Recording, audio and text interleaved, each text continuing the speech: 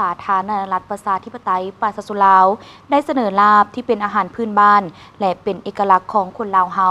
เข้าบัญชีมรดกโลกปัจจุบันแม่นกำลังอยู่ในขั้นตอนของการพิจารณา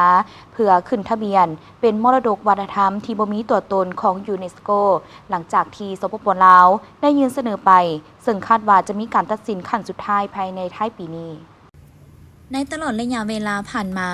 สาธารณรัฐประชาธิปไตยปราศสุลาวของพวกเฮาแม่นได้สุ่มใส่น้ำเอาเอกลักษณ์วัฒนธรรมและสถานที่ท่องเที่ยวต่างๆนำเสนอขอเข้าบัญชีมรดกโลกของยูเนสโก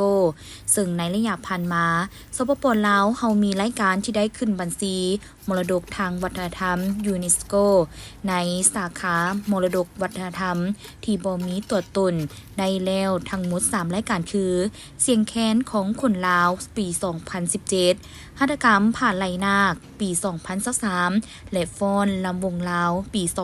2024 ปัจจุบันนี้สปป.ลาวเฮาได้นำเสนอลาบที่เป็นอาหารพื้นบ้านและเป็นเอกลักษณ์ของลาวเข้าบัญชีมรดกโลกของยูเนสโกปัจจุบันแม้นกำลังอยู่ในขั้นตอนของการพิจารณาเพื่อขึ้นทะเบียนเป็นมรดกวัฒนธรรมที่บ่มีตัวตนของยูเนสโกหลังจากที่สปป.ลาวได้ยื่นเสนอไปซึ่งคาดว่าจะมีการตัดสินขั้นสุดท้ายภายในท้ายปีนี้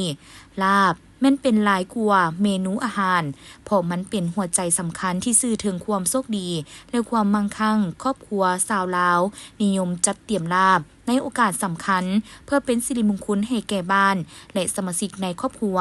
อาหารจานนี้มีบทบาทสำคัญในงานแต่งงานวันเกิดพิธีกรรมของชุมชนรวมถึงงานปีใหม่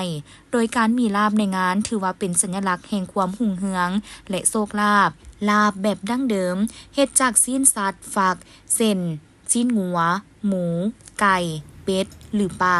ปรุงรสชาติด้วยเพี้ยคมๆน้ำมะนาวน้ำปลาและบางพื้นที่ใส่น้ำปลาแดกเพิ่มกลิ่นหอมด้วยข้าวคั่วหอมบัวแดงหอมลาบหอมป้อมและหมักเผ็ดป่นนิยมรับประทานคู่กับข้าวเหนียวและผักสดหลายชนิดถ้าได้รับการหับฮ้องลาบจะกลายเป็นมรดกวัฒนธรรมลำดับที่4ของลาวต่อจากฟ้อนลำวงลาวนอกจากนี้ลาวเฮายังได้เสนอพิธีสู่ขวัญให้ยูเนสโก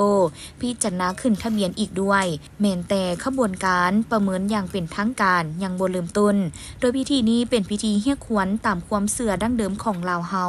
เพื่อเสริมสิริมงคลและความสมดุลทางจิตวิญญาณมักจัดขึ้นในงานมงคลและโอกาสสำคัญของชีวิตหากได้รับการอนุมัติการทำห้องนี้จะเป็นการยืนยันถึงความพยายามของลาวในการปกปักรักษาและส่งเสริมวัฒนธรรมด้านอาหารให้เป็นที่รู้จักในระดับสากล